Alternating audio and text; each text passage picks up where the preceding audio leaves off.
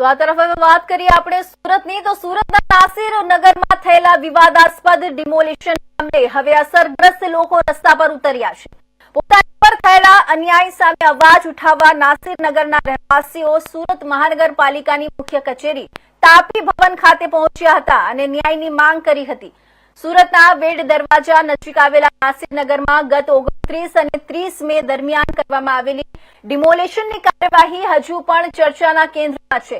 આ ડિમોલિશન દરમિયાન ભારે પોલીસ બંદોબસ્ત વચ્ચે આશરે 100 જેટલા મકાનો તોડી પાડવામાં આવ્યા હતા, જેના કારણે અનેક પરિવારો ઘર વિહોણા બન્યા હોવાનું સ્થાનિકોનો આક્ષેપ છે। આજે નાસિરનગરના અસરગ્રસ્ત રહેવાસીઓ સુરત મહાનગરપાલિકાના તાપી ભવન ખાતે પહોંચ્યા હતા અને પોતાની સાથે થયેલા અન્યાય સામે વિરોધ નોંધાવ્યો હતો। સ્થાનિકોનું કહેવું છે કે તેમને યોગ્ય નોટિસ, વૈકલ્પિક વ્યવસ્થા અને ન્યાય મળ્યો નથી। નાસિરનગરના રહેવાસીઓએ સમગ્ર ડિમોલિશન પ્રક્રિયાની નિષ્પક્ષ તપાસની માંગ કરી છે, સાથે જ જવાબદાર લોકો સામે કાર્યવાહી અને અસરગ્રસ્ત પરિવારોને ન્યાય આપવાની અપીલ કરી છે। ઉલ્લેખનીય છે કે આ સમગ્ર પ્રકરણને લઈને અનેક સવાલો ઉભા થયા છે। ડિમોલિશન પાછળની પ્રક્રિયા અને જવાબદારો અંગે હજુ પણ સ્પષ્ટતા થઈ નથી, જેના કારણે સ્થાનિકોમાં રોષ જોવા મળી રહ્યો છે। હવે સમગ્ર મામલે મહાનગરપાલિકા અને તંત્ર શું નિર્ણય લે છે તેના પર સૌની નજર છે।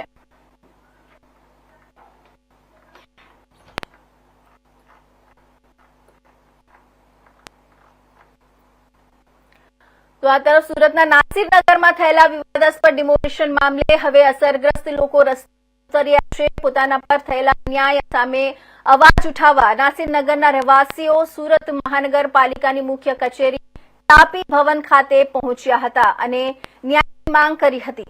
સુરતના વેડ દરવાજા નજીક આવેલા નાસિરનગરમાં ગત 29 અને 30 મે દરમિયાન કરવામાં આવેલી ડિમોલિશનની કાર્યવાહી હજુ પણ ચર્ચાના કેન્દ્રમાં છે।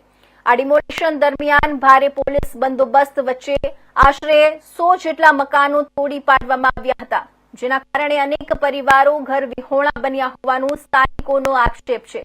આજે નાસિરનગરના અસરગ્રસ્ત રહેવાસીઓ સુરત મહાનગરપાલિકાના તાપી ભવન ખાતે પહોંચ્યા હતા અને પોતાની સાથે થયેલા અન્યાય સામે વિરોધ નોંધાવ્યો હતો। સ્થાનિકોનું કહેવું છે કે તેમને યોગ્ય નોટિસ, વૈકલ્પિક વ્યવસ્થા અને ન્યાય મળ્યો નથી। નાસિરનગરના રહેવાસીઓએ સમગ્ર ડિમોલિશન પ્રક્રિયાની નિષ્પક્ષ તપાસ કરવાની માંગ કરી છે, સાથે જવાબદાર લોકો સામે કાર્યવાહી અને અસરગ્રસ્ત પરિવારોને ન્યાય આપવાની અપીલ કરી છે।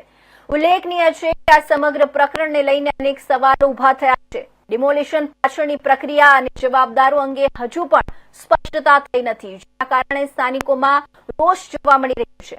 હવે શું સમગ્ર મામલે મહાનગરપાલિકા અને તંત્ર નિર્ણય લે છે તેના પર સૌની નજર છે।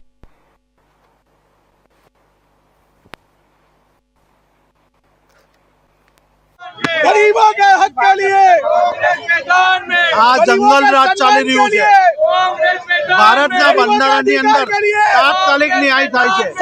10 દિવસ થયા, આ ગરીબોને કોઈ પૂછતું નથી। આટલી બધી દોડધામ થઈ, તૂટી ગયું, બધું લૂંટાઈ ગયું।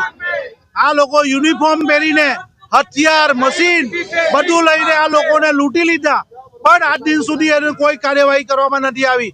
આ ભ્રષ્ટાચારી અધિકારીઓને છાવરવામાં આવે છે। આજે આખો ને આખો પ્રોજેક્ટ ગેરકાયદેસર છે। એક નાનો અમથો માણસ લારી મૂકે છે તો કોર્પોરેશન ને દેખાય છે ને એ લારી ઉચકી લઈ જાય છે જે ગરીબ માણસથી, પણ આખો ને આખો કરોડો રૂપિયાનો પ્રોજેક્ટ ગેરકાયદેસર છે। એની નોટિસ આજે બહાર પાડી કે આ ગેરકાયદેસર છે, અને આ ગેરકાયદેસરના પ્રોજેક્ટના સમર્થનમાં આ બિલ્ડરોના કહેવાથી આ ગરીબોના મકાન તોડી નાખ્યા અને આખું ને આખું ગેરકાયદેસર અને ભૂતિયા ડિમોલિશન કરી અને લોકોને જે બરબાદ કરી નાખે, પણ આજે એ લોકોને ન્યાય નથી મળતો। આ કોંગ્રેસ પાર્ટી આ લોકો માટે 10 દિવસથી આંદોલન કરી રહી છે અને જ્યાં સુધી ન્યાય નહીં મળે ત્યાં સુધી અમે આંદોલન કરતા રહીશું। અને અમારે ગરીબ અને મધ્યમ વર્ગને આ ન્યાય નહીં મળે ત્યાં સુધી અમે કોર્ટમાં જવું પડે, સુપ્રીમ કોર્ટમાં જવું પડે, જેવી લડાઈ લડવું પડે એ લડાઈ લડતા રહીશું। તમારા વોર્ડમાં જે નાસિરનગર ડિમોલિશન પોલીસે આની બાજુમાં જે પ્રોજેક્ટ છે એને ગેરકાયદેસરની નોટિસ જે રીતે બહાર પડી છે, શું કહેશો? જે નોટિસ બહાર પડી છે જે પ્રોજેક્ટને લઈને નોટિસ બહાર પડી છે અને પ્રોજેક્ટથી અને આ ડિમોલેશનથી કોઈ આટલો બધો ઘેરો સંબંધ નથી. આ તો માત્ર વરસાદના કારણે એ જે નોટિસ પડી જાય છે. અસલ જો મુદ્દો છે આ લોકો જે લોકોએ આ કાંડ કર્યું છે એ લોકો સામે સજા કરવાનું, એ લોકો સામે ફોજદારી કરવાની, એ લોકો સામે પગલાં લેવાના. એ કોઈ પણ જાતના પગલાં આ લોકો લેતા નથી. પહેલાં તો નક્કી જ નથી કરતા કે ડિમોલેશન એસએમસીએ કર્યું કે ડિમાર્કેશન કર્યું, અને જો ડિમોલેશન કર્યું તો કયા અધિકારીને એને પુરાવો આપવામાં આવ્યો. એટલે આ માત્ર ખોખોની વાત છે. આ લોકો કોઈ ન્યાય આપવા માંગતા નથી. આ લોકોને ન્યાયતંત્રમાં કોઈ વિશ્વાસ હોય એવું લાગતું નથી. આ માત્ર વિનાશ વિનાશ વિનાશ કરનારી પાર્ટી છે. વિકાસ વિકાસ વિકાસ માત્ર ઉદ્યોગપતિઓનો છે. વિનાશ વિનાશ માત્ર ગરીબોનો છે. ક્યાં સુધી લડાઈ ચાલુ છે? આ તો આંદોલનમાંથી જન્મેલી પાર્ટી છે કોંગ્રેસ પાર્ટી, એટલે દેશને આઝાદી અપાવનારી પાર્ટી. અમે તો છેલ્લે સુધી આંદોલન કરશું, રસ્તા પર ઉતરશું. અમે ગુજરાત પ્રદેશ કોંગ્રેસ આવશે, એઆઈસીસી આવશે. અમે આ લોકો સાથે રસ્તા પર છીએ. આ લડાઈ છોડવાના નથી. ગરીબોને એમના હક અપાતા. તો આ તરફ જણાવી દઈએ કે સુરતના નાસિરનગરમાં થયેલી ડિમોલિશનની કાર્યવાહી બાદ અસરગ્રસ્ત પરિવારોમાં રોષ જોવા મળી રહ્યો છે. મોટી સંખ્યામાં સ્થાનિક રહેવાસીઓ સુરત મહાનગરપાલિકાની મુખ્ય કચેરી તાપી ભવન પહોંચ્યા હતા અને પોતાના પર થયેલા અન્યાય અને સામે અવાજ ઉઠાવ્યો હતો.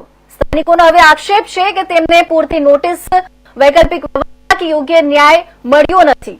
તો આ સમગ્ર મામલે વધુ માહિતી મેળવીએ અમારા સંવાદદાતા રવિ વેંડે પાસેથી. જે રવિ, આજે નાસિરનગરના રહેવાસીઓ તાપી ભવન ખાતે પહોંચ્યા હતા, તેમની મુખ્ય માંગણીઓ શું છે અને તેઓ કયા મુદ્દાઓને લઈને વિરોધ નોંધાવી રહ્યા છે? જી 29/5 ના રોજે જ્યારે નાસિરનગરમાં જ્યારે પોલીસ અને મહાનગરપાલિકા દ્વારા અચાનક અટકી ઉઠી હતી અને જે 100 જેટલા મકાનોને ડિમોલેશન કરી દેવામાં આવ્યું હતું, જેને લઈને 100 જેટલા મકાનોને ડિમોલેશન કરતા જ્યારે 200 થી વધારે પરિવારોની છત છીનવાઈ ગઈ હતી, જેથી કરીને તમામ કોંગ્રેસી કાર્યકર્તાઓને અને જે નાસિરનગરના રહીશો છે સુરત મહાનગરપાલિકાના જે ગયા હતા, જ્યારે મ્યુનિસિપલ કમિશનરને પૂછવામાં આવ્યું હતું, મ્યુનિસિપલ કમિશનર દ્વારા જે સમગ્ર મામલે કીધું કે અમારા ઝોન જે મહાનગરપાલિકા છે એમના તરફથી કઈ ડિમોલેશન કરવામાં આવ્યું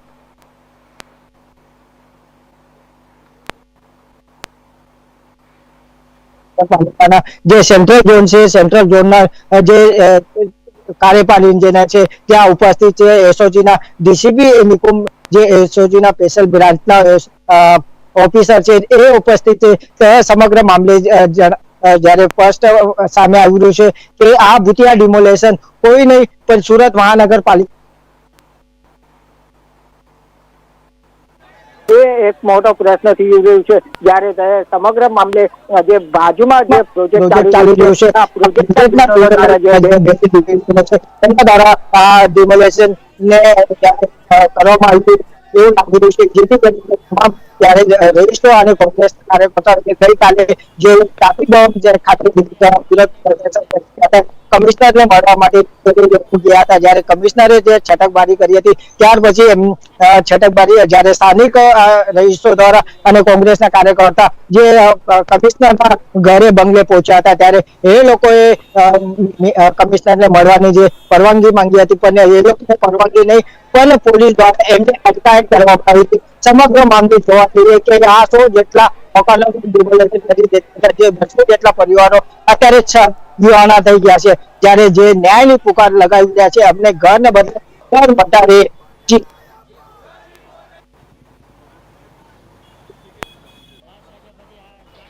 જી રવિ, સમગ્ર મામલે હવે આગળની કાર્યવાહી શું થઈ શકે છે? શું સ્થાનિકો કાનૂની લડત કે અન્ય કોઈ આંદોલનની તૈયારી કરી રહ્યા છે? જી હિના જણાવી દઈએ કે રાષ્ટ્રીય કોંગ્રેસ અમિત ચાવડાએ જ્યારે 3 દિવસના અલ્ટિમેટમ આપ્યું છે કે 3 દિવસમાં તે સમગ્ર મામલે જે તપાસ થવું જોઈએ અને તપાસમાં જે બી અધિકારી સામેલ હોય એમના પર કડક ને કડક કાર્યવાહી થવી જોઈએ. અને જ્યારે આ સમગ્ર મામલે ગાંધીનગર પહોંચ્યો છે, તાત્કાલિક ડેપ્યુટી મેયર અને ચેરમેનને તાત્કાલિક ગાંધીનગર બોલાવવામાં આવ્યું હતું અને આ સમગ્ર મામલે હવે તપાસના ધમધમાટ શરૂ કરી દેવામાં આવે છે. એમાં ત્યારે સમિતિ નો ગઠન કરવામાં આવ્યું છે. સમિતિ દ્વારા હવે સમગ્ર મામલે તપાસ કરવામાં આવશે કે આ જે ડિમોલેશન કરવામાં આવ્યું છે કોના ઇશારે, કોના દ્વારા કરવામાં આવ્યું છે. આ સમગ્ર મામલે હવે તપાસ કમિટી ગાંધીનગર સોંપવામાં આવશે. જી જી રવિ, ખૂબ ધન્યવાદ સમગ્ર માહિતી આપવા બદલ.